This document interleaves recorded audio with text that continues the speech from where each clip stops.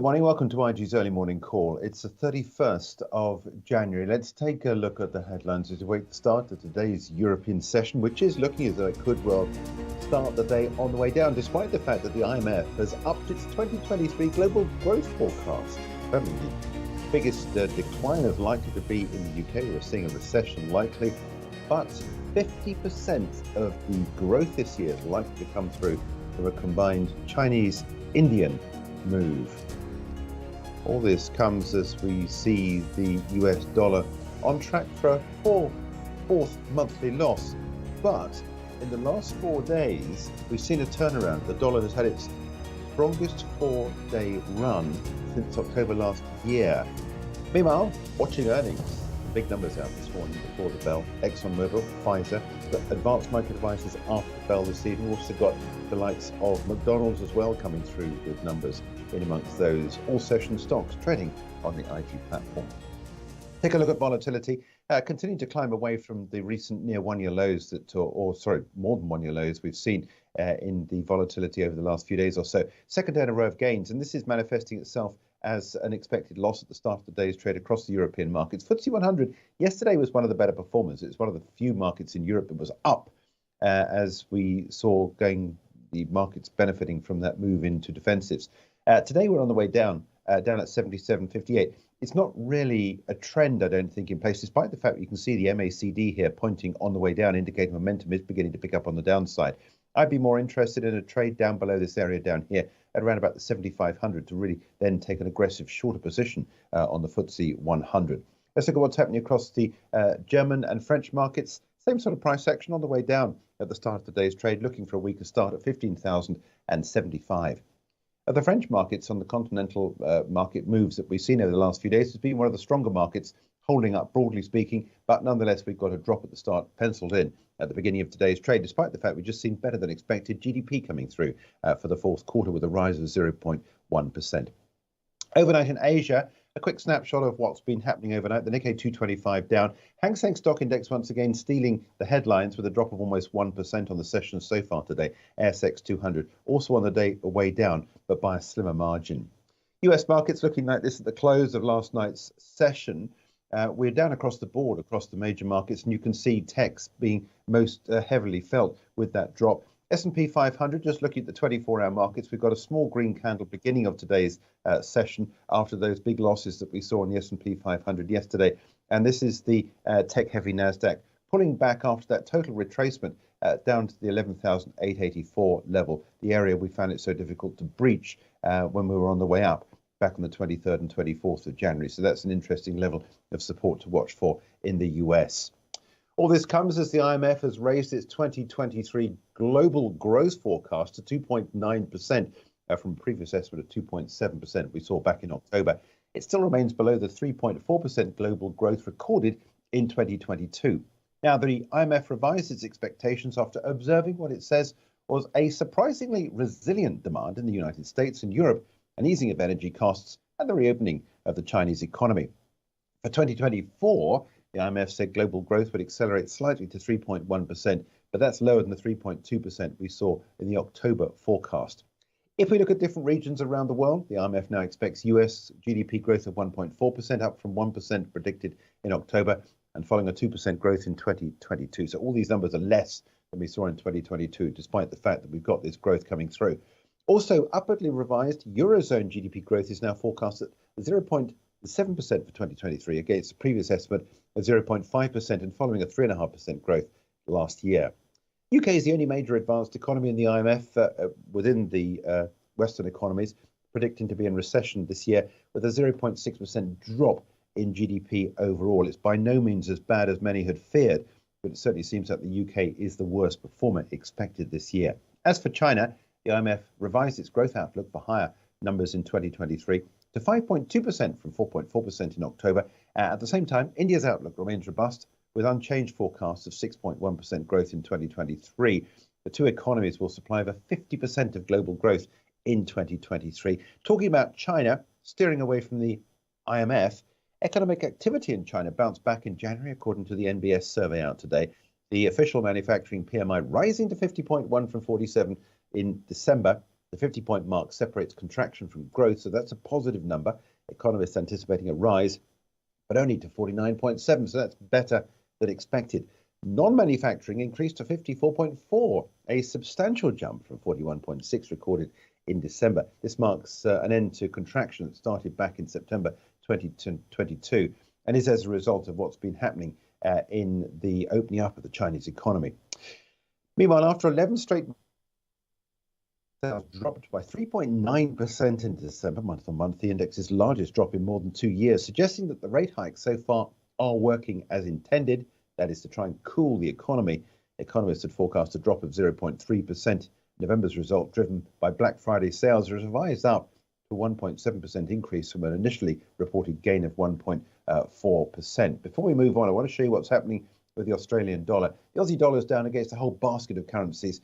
As we'll see in just a minute, the US dollar has had its best run in 4-day run since October last year. So no real surprise the Aussie's down, but I think it's always been one of the upside surprises that we've seen for the Australian dollar, just breaching this 71.36 high that we saw established back on the 11th of August. That was at the back end of last week, Thursday last week. Since then, we've seen money coming out of the Aussie. Retail sales, meanwhile, in Japan, rising 3.8% in December from 2022 from this time last year, exceeding forecasts for a 3% growth and following a 2.5% gain in November. This is also the 10th straight month of growth in retail trade in the Japanese economy. Industrial production in Japan edged down 0.1% month over month in December 2022, compared with the market forecast of 1.2% fall, so that wasn't as bad as had been expected, but we saw a 0.2% rise in the previous month. And consumer confidence in Japan rising to 31 in January from 30.3 the previous month, beating expectations of a rise to 30.5. I want to show you what's happening with the dollar yen. We've had this trend in place now since the highs we had back on the 20th of October, when we saw that last time when the Japanese authorities intervened to try and strengthen the yen. Since then, the yen has strengthened. This is the dollar moving down. And in today's session, we're just hitting the top end of this line of resistance. So do we sell this market? At the moment, no, because the US dollar is beginning to show gains, which we'll take a look at in just a minute. Talking about France as well, 6:30 this morning, we saw a fourth quarter GDP growth rate of 0.1% quarter on quarter. Economists expecting a flat number, so that's better than expected. In just a few moments' time, we get the consumer price index expected to rise by 6.1% in December year on year. Meanwhile, 7 o'clock this morning, retail sales in Germany fell by 5.3% in December month on month, the consensus of a 0.2% rise. So that's worse than expected by some substantial margin. A bit later this morning, 8:55 UK, we get the unemployment numbers in Germany. Economists expecting it to remain at 5.5%. And at 1 o'clock this afternoon, consumer prices for the month of January forecast for a 9.2% rise year on year. And Germany is one of the economies where there is most concern about the outlook for the overall inflation rate.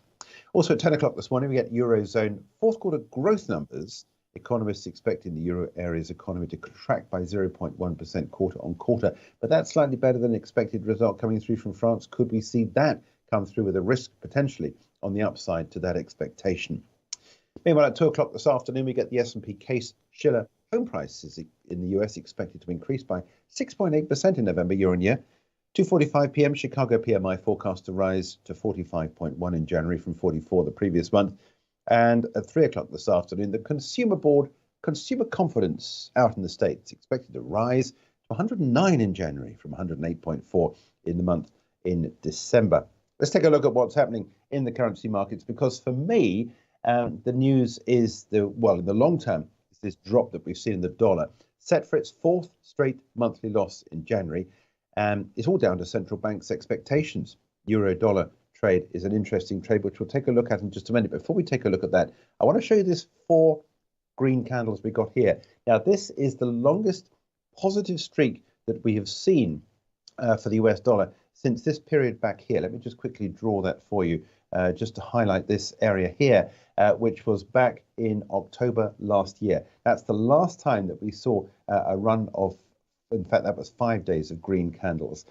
So this is the strongest run or the longest run of upside performance we've seen. It is only a shallow recovery on from the recent lows that we've seen. Insofar as the euro dollar is concerned, just a quick update on how to trade that, and you can see 4 straight candles on the way down, keeping your stop just above the line of recent resistance at around about the 109.60 level. This has been into a 9-month peak. Market expects rate hikes to slow in the US, while there's a longer way to go in the Eurozone. We're expecting 50 basis points from the ECB on Thursday, 25 basis points from the Fed tomorrow, and 50 basis points as well from the Bank of England, where we've got sterling just bubbling underneath recent highs at 124.46. Current trade is at 123.48, waiting for those headlines to come through from the central banks. Let's skip on and take a look at what's happening in some of the corporate news headlines. Got some breaking news coming through this morning from something I wasn't expecting, pets at home, and it's looking pretty good. We do love our pets here in the UK. A couple of days ago, back into last week, we saw the highest intraday print on this share price chart since the Friday the 19th of August last year. And if we look at what's been happening since the highs that we had, the record highs we had back on the 23rd of September, after we saw us all really moving heavily into pet mode, if you like, during the lockdowns. And then came the end of September, and things have gone a bit sour since then. We're trading over the 200-day moving average by some substantial margin. It's the first time we've done that as well since we saw this pullback in the markets back in September 2021. So things looking pretty good. Technically, we did get this little bit of a hammer candle yesterday. That is an opportunity, I think, to buy this market technically. But if you look at what's happened this morning, full year profit guidance raised after record third quarter consumer revenue. Consumer revenues up 9%, like-for-like revenues up 8.8%. Vet revenues are increasing by 18.1%. Robust trading momentum, according to the company this morning, continued into Q4. And as a result of that, the company is now expecting fiscal 2023 group underlying pre-tax profit towards the upper end of consensus range of between 126 and 136 million pounds, ahead of previous guidance of 131 million. This looks good to me. If you want to go long on this, and you are long on this going into the start of the day's trade, your stop goes around about the 320 pence level. 331 is where we're trading as at the start today. My line to watch out for is this high that we had here back on the 1st of June is at 349. That would be the area to break, in which case we then go to levels not seen since August 2022. Meanwhile, UBS, the Swiss bank, has reported a good number out this morning with a 23% increase in fourth quarter profit, beating estimates. The Swiss bank reporting net profit attributable to shareholders of $1.7 billion against the $1.3 billion expected by analysts surveyed by UBS. Full year net profit reaching $7.6 billion.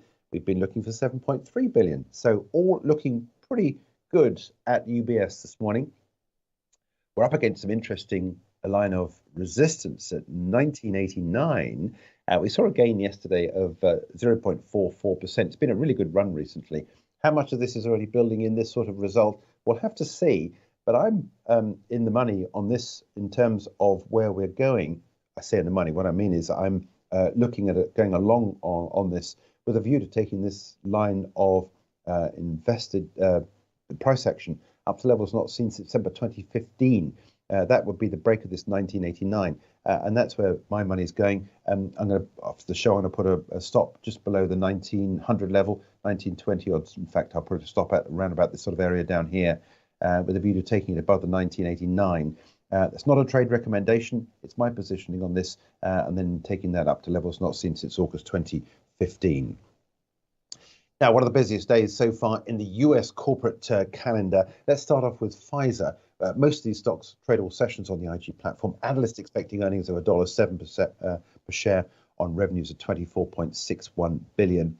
One of the biggest oil companies in the world, ExxonMobil, due to report before the market opened. Analysts anticipating earnings of $3.29 per share on revenues of $97.17 billion. This comes after Chevron's monster earnings on Friday. The group posting a record $36.5 billion in profit. Could we get the same thing coming through from ExxonMobil? There's a great risk that we could well end up getting that stock to push up. Although that being said, last week we didn't actually get to the record highs we thought we were going to get to for Chevron. But look at this. We've seen a record recently for ExxonMobil, 2 days of losses in the last couple of days. Again, the question is, have we done all the upside heavy lifting? If we do get a number that breaks all records, we'll have to see what happens. But this is an all-session stock which starts at 9 o'clock this morning.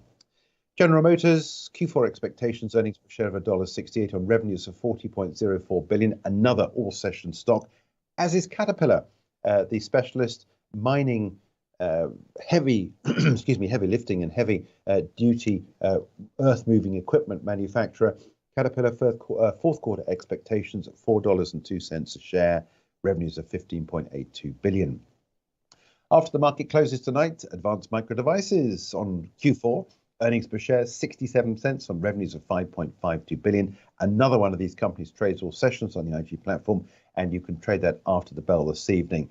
Just a quick run round of some of the other companies.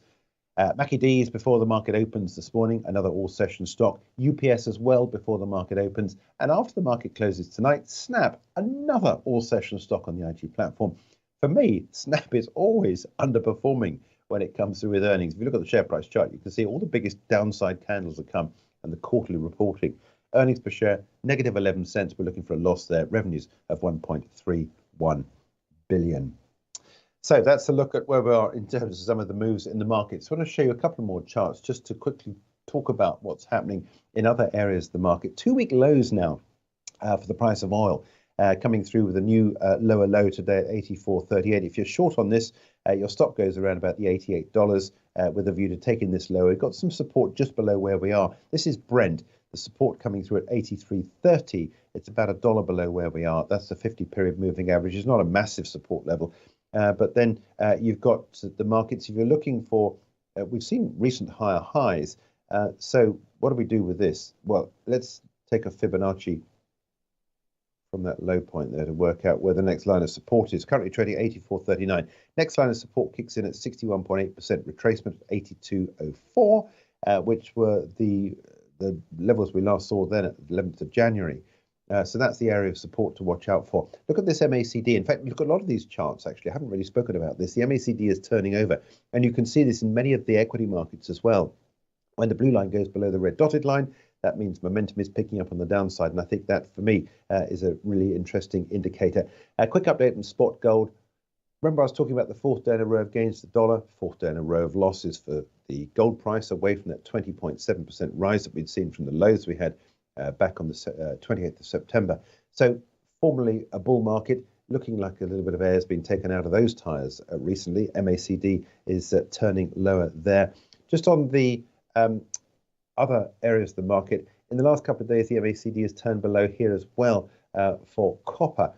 We're on a third day in a row of losses at 92.24. I don't think any of these markets necessarily showing potential for enormous downside at the moment, at least. We'll have to see how things pick up on the downside and whether or not the reality of this interest rate environment kicks in. We are looking forward to statements from the Fed, the ECB, and the Bank of England this week to give us some further steerage, if you like, on the potential market moves. But that's a wrap of where we are in the markets as things stand there at the moment. Do watch out for pets at home at the beginning of today's trade. Also, a possible positive result coming through in price action this morning expected for UBS. Watching out for that too at the top of the hour. You're back at 10:30 with Charting the Market.